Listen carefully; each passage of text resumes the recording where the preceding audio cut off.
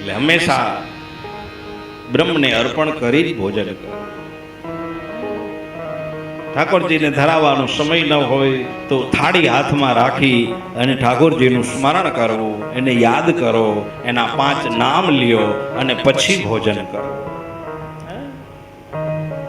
કમસે કમ જેના દ્વારા તમને મળેલું છે એને તો આપણે યાદ કરીએ. હા, તો થાળી હાથમાં આવી નથી, ઝપટ બોલાવી નહીં, કઈ નામ નહીં, સ્મરણ કઈ નહીં.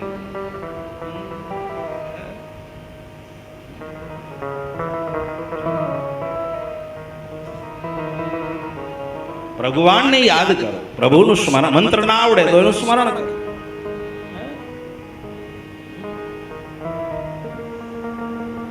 પછી પ્રસાદ બની જાય.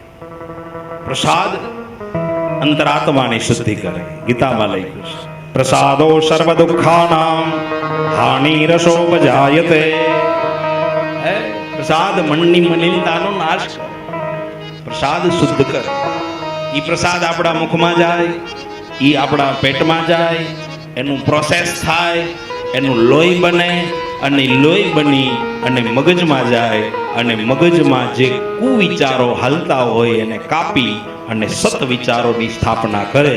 આટલું પ્રસાદ કામ કરે છે. આ પ્રસાદનું મહત્વ છે. એના રૂપમાં લ્યો પ્રસાદ. પ્રસાદ શુદ્ધ હોય, પ્રસાદ પવિત્ર હોય, ભગવદ નામનો પ્રસાદ હોય. તમે પ્રસાદ લઈને જાઓ અને કોઈને બીજાને આપો અને પછી એમ કહે કે ભાઈ આ શેની પ્રસાદી છે, તો તમે શું કહો કે ભાઈ આ ભાગવત કથાની પ્રસાદી છે. કોઈ એમ કહેતો કે આ ફલાણા ભાઈના ઘરની પ્રસાદી છે. ત્યાં ખાલી ભગવાનના નામની જ પ્રસાદી હોય. ત્યાં વ્યક્તિ નથી રહેતી, ત્યાં જ્ઞાતિ નથી રહેતી, ત્યાં જાતિ નથી રહેતી, ત્યાં માત્ર પ્રસાદ જ રહે છે.